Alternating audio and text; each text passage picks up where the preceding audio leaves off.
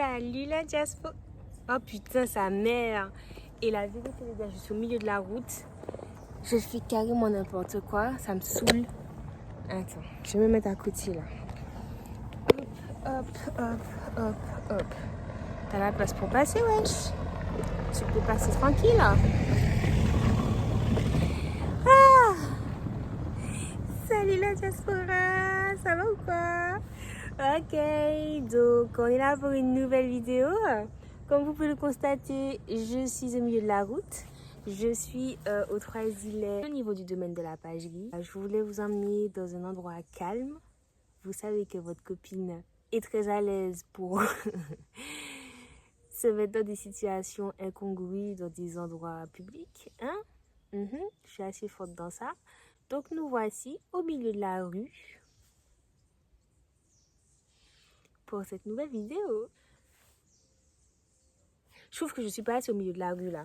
Attendez.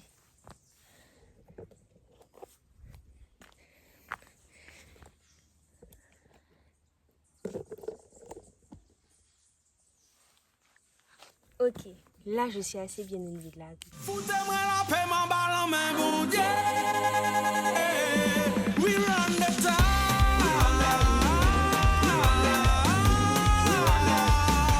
We run the town.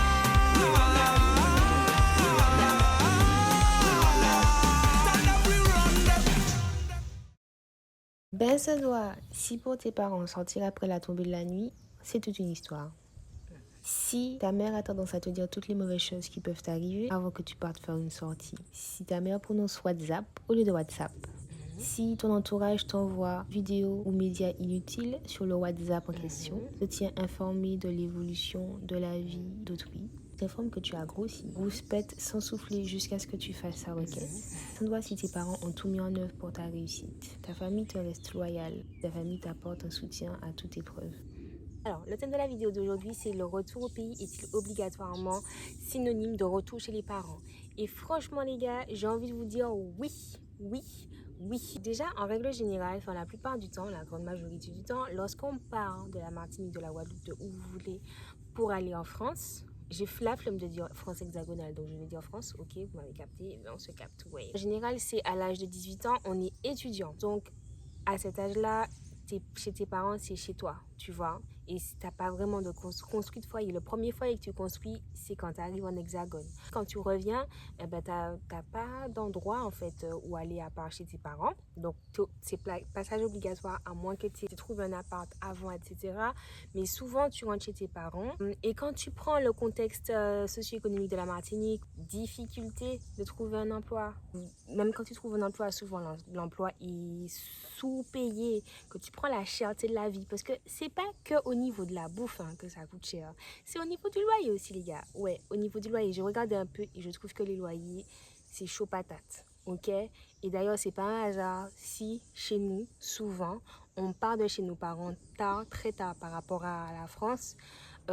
Et c'est souvent aussi quand tu trouves ton partenaire de vie, que vous vous mettez en coloc ou que vous habitez ensemble, parce que bro, ça coûte trop cher, frère, ça coûte trop cher, ça coûte trop cher, ça coûte trop cher, t'es pas bien payé, t'as du mal à trouver un taf, souvent on te prend en CDD, il y a une voiture qui arrive, putain sa mère, souvent on te prend en CDD, on te prend pas en CDI, donc en fait c'est difficile de se dire, bon ben je pars de chez mes parents pour aller chez moi. Là, comme ça, je dirais ouais, passage obligatoire, retour chez les parents, tu vois. J'ai voulu m'intéresser à l'aspect sociologique de la famille aux Antilles pour savoir s'il n'y avait pas une spécificité chez nous qui fait qu'on a tendance à rester très longtemps chez nos parents. Outre, bien sûr, l'aspect financier qui est en lien avec la vie chère et la précarité de l'emploi.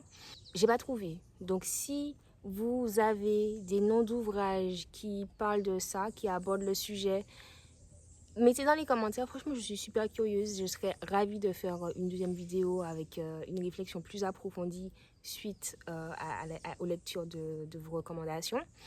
J'ai déjà lu Psychologie des sociétés créoles de Hérole Mussier. Donc, outre ça, franchement, je suis partante. Du coup, on se dit les avantages et les inconvénients de rentrer chez les parents. Hein? Les avantages, eh ben, financièrement, c'est beaucoup mieux. Franchement, quand tu as un loyer en moins dans tes charges, tu... Et j'entends souvent des personnes dire que oui, on met la pression aux gens en disant oui, à 30 ans, il faut acheter, machin, nanani. Les gars, achetez pour vos enfants. Ça fait du bien, hein, ça fait du bien. Franchement, le foyer, ça fait du bien de ouf. Donc oui, c'est important d'acheter. Acheter du foncier en Martinique, acheter. Voiture ou pas voiture? Pas voiture. Mais quand tu as des courses à payer en moins, tu participes aux courses, mais ça fait du bien. Et les gars, quand je vais au supermarché, je regarde le prix des trucs. À un moment donné, il faut être logique. Tu peux pas avoir un emploi précaire parce qu'on insiste pour te prendre un CDD, renouveler, payer, être payé une merde, avoir un loyer, une blinde à payer, plus la vie chère. Et puis, frère, t'attends, enfin, répondre aux normes de la société qui veut que à 25 ans max, t'es hors de chez toi, frère. C'est pas possible. Pas en Martinique, pas en Guadeloupe, ça coûte trop cher, sa mère. Il faut que tu trouves soit une coloc, soit ton compagnon de vie pour pouvoir splitter, pour pouvoir couper les frais en deux parce que ça coûte trop cher. Franchement, logiquement, c'est pas possible. Sauf si tu as des side seuls. Je vois pas comment tu peux faire ça. Deuxième avantage, outre le côté financier, c'est aussi le côté rythme de famille. Vraiment, mes parents vont se coucher relativement tôt. Ils se lèvent tôt aussi, ils mangent sain. En fait, ça te permet de retrouver un certain rythme de vie assez sain. Et puis aussi, autre avantage que je vois, c'est le fait d'être proche de sa famille, surtout si tu es très famille. Parlons des inconvénients. Eh ben, l'inconvénient principal, c'est que tu n'es pas chez toi. Donc, tu n'es pas chez toi, quoi. Tu peux pas faire les choses comme si tu étais chez toi. Tu peux pas inviter des amis comme tu veux. Tu peux pas rentrer à n'importe quelle heure. Et moi, il y a un aspect qui me dérange de ouf, mais genre vraiment, que j'avais déjà abordé dans 2 vidéos. Donc, la vidéo déménagement et la vidéo confession intime du premier trimestre, il y avait 2 mois. C'est le fait de devoir faire avec la mentalité chiatique de l'ancienne génération. Une négativité ambiante particulièrement désagréable et particulièrement pesante. Il y a aussi quelque chose que je trouve dommage en fait dans notre culture. Une certaine violence dans l'éducation, violence physique. On a tous pris des coups de ceinture, je pense qu'on a tous pris des claques.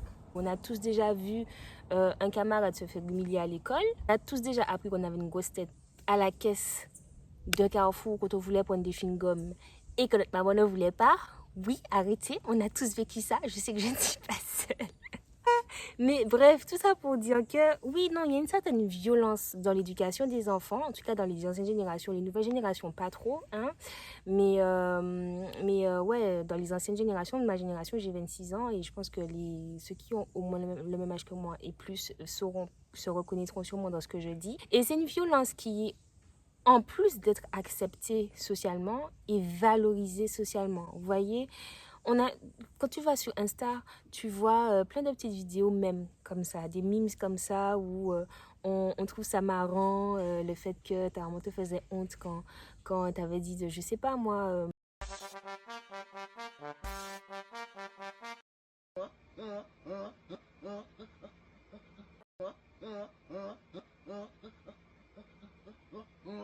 Je trouve ça vraiment nul. C'est comme si dans l'éducation parentale aux Antilles, tes parents ne sont pas stricts avec toi pour que tu puisses rester dans la règle, enfin dans les règles, dans les normes et que tu puisses t'adapter à la société. On aurait dit qu'ils sont stricts avec toi pour que tu puisses te soumettre à l'adulte. Point barre. Et quand tu rentres en fait chez tes parents, ça peut potentiellement continuer. Mais c'est pénible comme pas possible. Et c'est chiant. C'est ce qui pousse beaucoup à partir. Tu te sens persécuté. C'est un constat que j'ai fait. Mon but n'est pas non plus de rester là-dessus en se plaignant. Ça, c'est nul aussi, l'attitude de se plaindre. S'il y en a parmi vous qui traversent qui traversent ce passage, sachez que vous n'êtes pas seul. Mais vaut mieux se mettre dans une attitude proactive, dans le sens où on a conscience de soi et on peut choisir la réponse qu'on a vis-à-vis de ses comportements, plutôt que de rester dans une attitude réactive où on est juste saoulé. Je ne pense pas qu'il faille juste subir parce que à la longue, voilà quoi, c'est pesant. Mais je pense qu'il faut avoir conscience de son psyché ok? Donc de son positionnement par rapport à ce genre d'attitude-là. Ne pas non plus être dans l'invective et dans l'agressivité parce que déjà de un j'ai essayé, ça fonctionne pas. Et ça fait que augmenter les tensions et c'est pas cool niveau ambiance, niveau atmosphère. Et puis c'est pas forcément respectueux non plus. Par contre, trouver une façon de s'affirmer avec assertivité sans être dans la négativité en fait, tout en respectant autrui, mais en faisant comprendre que c'est bon quoi. Arrête de babiller s'il te plaît, c'est chiant. For real like. Bonjour. Je croyais que t'étais tombée. Ah non, vous en faites pas, c'est gentil. Oh, elle est mignonne. Et je pense que c'est ancré depuis tellement longtemps cette histoire de violence psychologique éducationnelle qu'en fait je pense que nos parents eux-mêmes reproduisent ça sans avoir conscience que c'est pas forcément quelque chose de ça. Qu'est-ce que je voulais dire d'autre?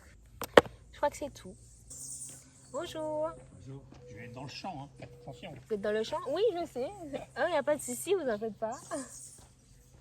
Mais je crois que c'est tout. Hein. Je suis en train de tourner cette vidéo-là, mais je suis tellement perturbée déjà par les bêtes qui me piquent et par le passage que je ne suis pas sûre à 100% de la logique de ce que je dis. Vous voyez, parce que je ne suis pas concentrée en fait sur ce que je raconte. Donc, on va essayer de gérer ça au montage. Je pense que j'ai dit quand même des choses sensées. Mais, je ne suis pas certaine.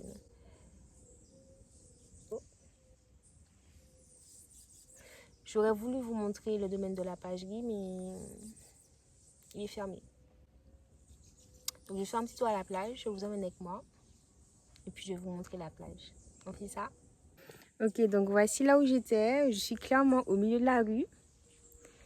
Il y a les ruines ici. Hop, il y a le domaine de la pagerie ici. Alors, c'est ici que l'impératrice Joséphine la Connasse est née. Ça me fait toujours un petit quelque chose. Je ne vous mens pas quand je me balade dans les anciennes habitations parce que je sais que mes ancêtres à moi étaient là-bas. Ils n'étaient pas en mode tout va bien dans le meilleur des mondes. Tu vois ce que je veux dire? Je ne le vois pas du tout sous le prisme touristique qui est présenté. D'accord, le monde merveilleux qui nous est présenté, je le vois plutôt sur la réalité de nos ancêtres. Mais bon, ça reste beau. Ça reste très beau. Ça reste un endroit paisible, calme, où la nature est luxuriante. C'est plutôt cool. J'essaie de venir. Je vais essayer de venir quand ce sera ouvert. Comme ça, on va visiter ensemble. Vous devinez que je n'ai toujours pas le truc pour coller sur le pare-brise. Hein? Y a des on voit des chichis à l'insmitant. Depuis quand? Depuis quand on voit des chichis à l'insmitant? Ah, genre real chichi like. Je vais goûter ça. Est-ce que je sais pas ça, c'est manger des chichis.